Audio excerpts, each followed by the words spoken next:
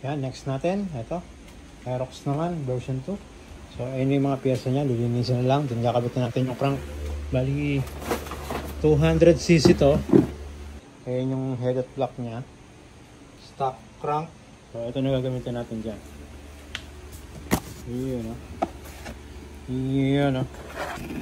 Timing chain. MTRT. 98L.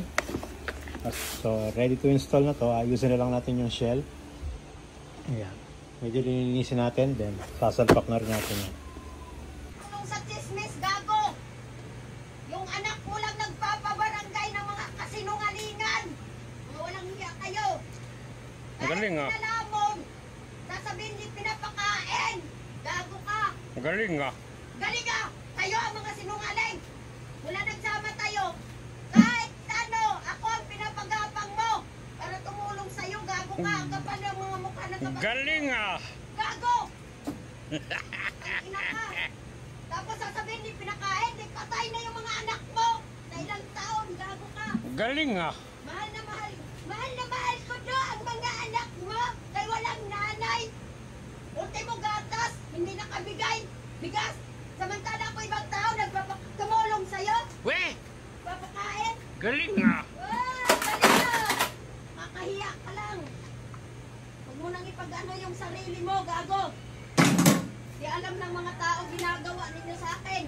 So, yun. Ikabit na natin yung pulley, tsaka yung gulong, then yung bracket kagabi. So, next natin dyan, yung ano niya, pinakamakina na niya. Yun, no? Yan, okay na. So, yung throttle body, mamaya natin ikakabit yan pagka nakakabit sa chassis. Mahirap kasi ikabit yung dalawang tornilyo dito. Wala akong maliit na allen. So, yan ang specs niyan. Yan. JBT head, 2023. 66mm.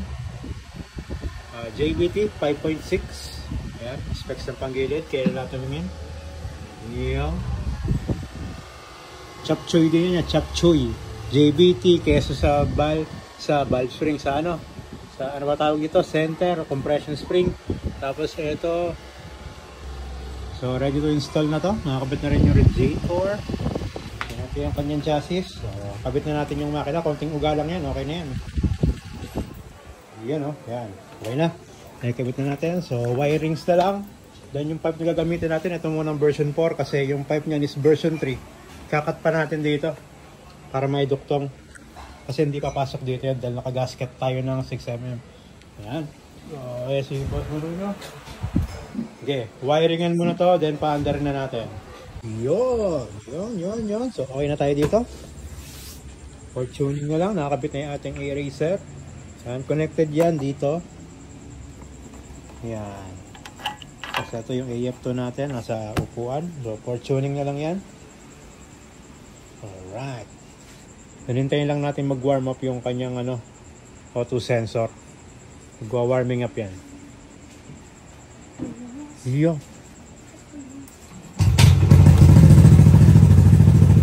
Medyo rich lang siya. Para na natin yan.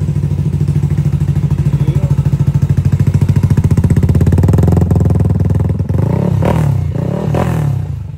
It's responsible. Di ko lang ma-rev ng gusto kasi gabi na. Bale 220cc to, 5.6 yung crank, 66mm JBT 2023 JBT. Alright, so hanggang dito na lang muna ang ating video.